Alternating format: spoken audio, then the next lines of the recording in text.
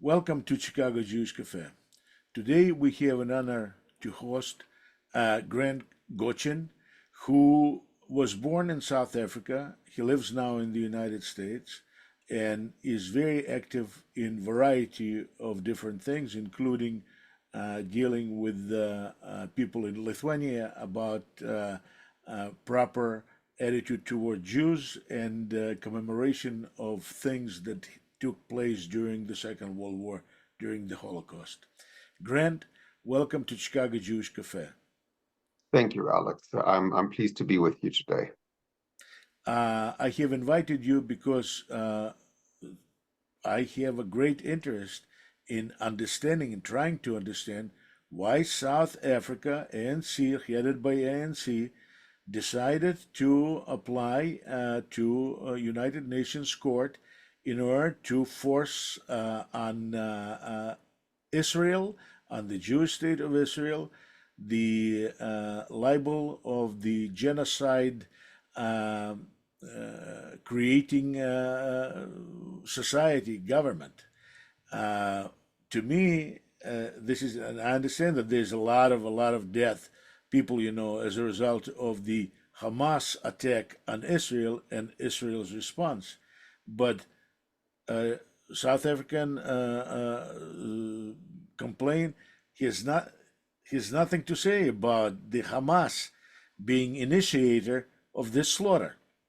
So could you please explain to me what moved South African government to do something like this? There really isn't proof at this point in time, um, because the South African government are not opening their books and telling us the truth. Look, the South African government has allied itself with Mr. Putin, who's committing war crimes in Ukraine. They've allied themselves with China, who's committing a genocide on the Uyghurs. They've allied themselves with North Korea, who've stated that they will eliminate South Korea.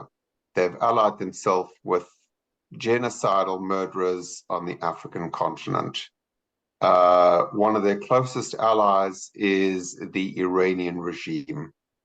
It is widely believed that Iran has funded the ANC government and is paying bribes to leaders of South Africa. The current leadership of South Africa are not credible leaders. The ANC have proven themselves for sale. They are an utterly corrupt government. The corruption has been admitted. The prior President Zuma stole billions, and the current president was his deputy. The foreign minister is a radical Islamist. The members of the government, many of them have converted from Christianity to radical Islam, and they have pretty much sold their foreign policy to the highest bidder. Are you saying that South Africa is using the image with which many people around the world were identified themselves with the image of fighters against apartheid in South Africa, in order now to be a spokesman for what I would call the axis of evil, of new, greater, bigger evil? Bear in mind that Mr. Mandela liberated South Africa 30 years ago. The current crop of leadership of South Africa have stated that they own that legacy and they have sold that legacy. They have corrupted the liberation struggle of South Africa to turn it into a transactable commodity. South Africa has inverted the moral integrity of Mr. Mandela and the people Mr. Mandela associated themselves with to absolutely enrich themselves at the expense of ordinary South Africans. But if you ask them, they probably will say, well, Mr. Mandela also was very much supportive of the Palestinian struggle against the colonial occupiers that they call us Jews. And at the same time, Mr. Mandela was very supportive of Israel and territorial integrity of Israel, and very supportive of Jews and the Jewish community. On average, Mr. Mandela would go to synagogue twice a month, be it in Cape Town or in Johannesburg. But unfortunately, the current crop of corrupt South African leadership ignore and negate Mr. Mandela's voice for Israel and only promote selected words in selected half sentences to portray him as pro-Palestinian. They have sold the integrity of Mr. Mandela for their own personal profit. Grant, what is the image of the future South Africa that the current leadership of South Africa, African National Congress, um, sees? You know, what kind of a society, what kind of a country are they building? It's not what kind of country that they're building, it's what kind of country they have stolen. There is no longer a regular supply of electricity. The national infrastructure has collapsed. Is it because they nationalized or the that sector of the economy that now it cannot produce enough? I mean, what is it? Oh, Socialism in action? What is it? they've pretty much sold and stolen everything that wasn't nailed down. They've turned, there are credible allegations that the banking system of South Africa has been manipulated to support terrorism. Anything that could be sold or transacted has either been sold, transacted, is up for sale, or consideration for sale. Just as South Africa has sold their foreign policy, there is a term in South Africa called state capture, where they captured the assets of the state and sold them off. This is why the state no longer functions as a first world country that it should have. South Africa has been turned into a third world country and is rapidly devolving under the ANC government. The greatest hope that South Africa can have is that the elections on May 29th will throw the ANC out of power and restore some integrity into the public system and try and recover anything that is recoverable in South Africa.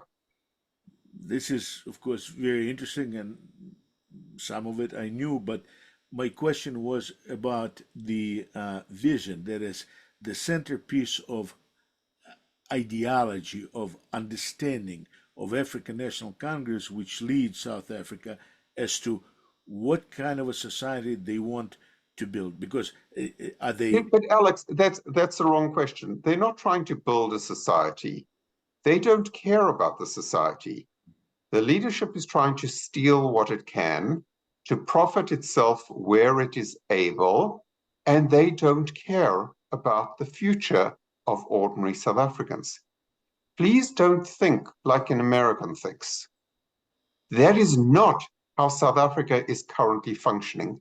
They have no plan for the future.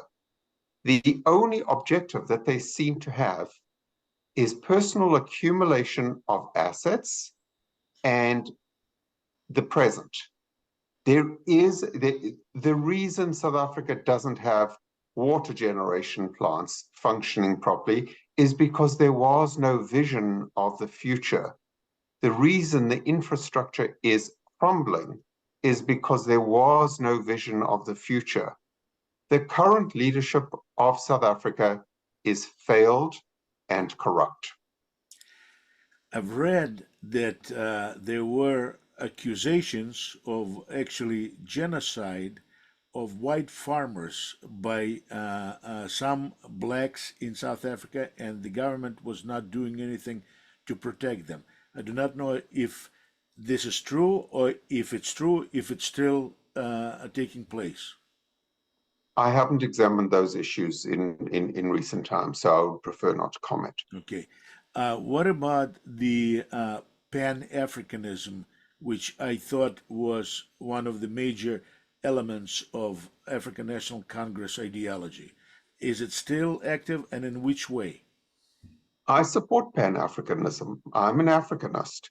I believe in the advancement and progress of African countries and the people of Africa. But how can you do it? Unfortunately, Aren't you white? I'm still an African. Still an African, just because you were born there, right? Just because I was born there and raised there, I'm an African. Okay. I identify as an African. I am an African, and I support Pan-Africanism.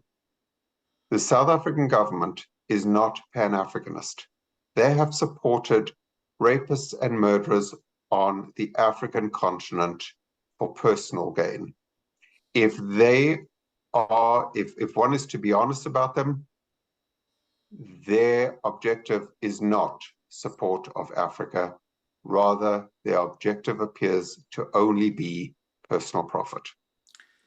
But isn't there still a lot of freedom, and there's a parliament that is functioning? Aren't there any levers to put a brake on what you call corruption and self-stealing, or whatever it is? I mean, isn't there? There isn't. There is a relatively independent judiciary, but the ANC hold majority power. That is why the greatest hope for South Africa is the ANC loses their majority on May 29th. There's still, although there was substantial immigration of Jews from South Africa, there's still a large number, relatively speaking, of Jews in that country. Now, what is their position? Are they do they feel threatened? Do they feel uncomfortable? What is their The situation? current Jews in South Africa are frogs boiling in a pot. They feel comfortable and confident because they are not looking at the facts as we are looking at them. So there were 120,000 Jews in South Africa. We're now down to 38,000 Jews in South Africa. I'll give you a single incident that happened this week. The ANC refused to have a debate held on the grounds of the Jewish Museum because they don't want anything to do with Jews. Now that is pure. I'm sorry, not with Israel, but with Jews? With Jews.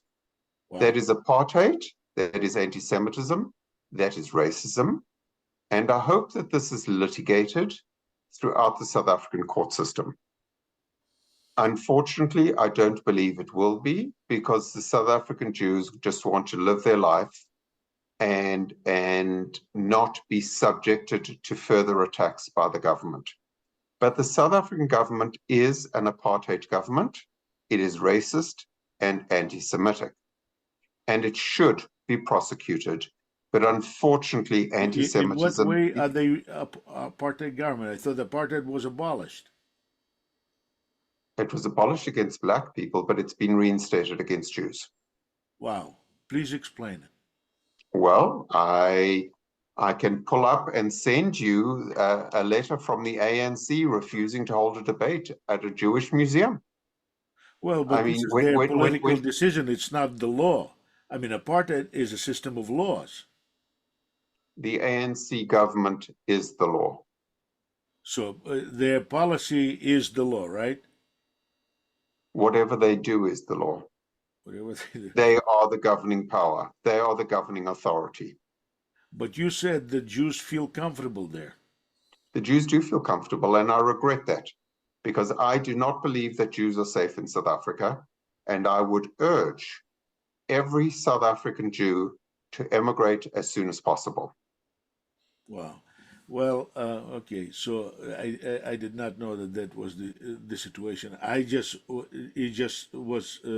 I was astonished when I saw that South Africa, because uh, African National Congress, when they were fighting for power in South Africa, was supported by a lot of Jews in South Africa and outside of South Africa. And I have to say, that unless Soviet Union collapsed, I don't believe that apartheid in South Africa would be abolished.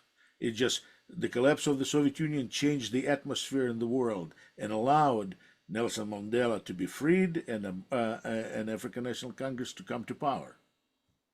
Jews were approximately 2% of the non-Black community in South Africa, yet Jews were 50% of the non-Black community involved in the liberation struggle. However, Jews were idealistic, fighting for the rights of everybody else. And as we are seeing worldwide, everybody that Jews supported is now turning on us. And the South African government has turned on Jews. There are only 38,000 Jews out of a population of 60 million. And the South African government appears to be pointing at the 38,000 Jews as the cause of most of their ills. It's very convenient to identify a small minority as a problem and to abrogate responsibility from the majority. And this is what's happening in South Africa. South Africa is a racist, apartheid, kleptocratic, corrupt regime. Well, Grant, it's not a good picture, but I guess you know what you're talking about. And from what I read about what's going on in South Africa, and from the actions of South African government, I tend to accept your assessment as to be reflective of reality. I suggest have other opinion leaders on your program and see what they think. Thank you. I think I will follow it, although I have to say that South Africa as a country by itself is, of course, of much less interest to me than to you because you were from there. But them coming out so actively, so aggressively against Israel and the Jewish people makes me not comfortable, and I don't want to say angry because I rarely get angry, but Alex, do not under any circumstance equate the ANC government of 30 years ago that led South Africa to liberation to the current crop of corrupt leadership that exists. They bear no similarity. but and how could they change like this if there were not some problems then at that time? It's like with the Communist Party in the Soviet Union. They were a revolutionary party, and then they just start killing everybody inside, including themselves. But this is the history of rabid ideologies, whether it's Nazism or communism, or I mean, it's like a cult. They change. All of these entities eat themselves. Do they have no any interest in political facts. opposition there worthy of attention, that has some support in society? Do they have anything like that there? Or they're the sole power holder? There's hopefully the upcoming election will change the current equilibrium, and South Africa can get on a better path forward. Who's we their have main to be opponent? Who's their I'm main, sorry? Who's their main opponent? There's so many parties in South Africa. Their main opponent right now, one of them is called the EFF, who openly advocates for genocide of white people, confiscation of private property, these are radical parties. Are you saying that this is one of their opponents? This is one of their opponents. Then I'm going to vote for African National Congress against this genocidal, party. I mean, this is not really a choice. This is a horrible. It's not a choice. But I think there's 20 or more different parties running. Some of them are so marginal that they have no possibility of any kind of vote. Some of them, EFF only has a few percent. Ex-President Zuma, who was the most corrupt person South Africa's ever had in leadership, has a few percent, and the Democratic Alliance is an alliance of a number of different parties that does have a far greater substantial number of seats. Let's see what happens in the election. Okay. Grant, thank you very, very much. Thank you, Alex. I hope to talk to you again sometime in the future. Absolutely. Be well. And you too.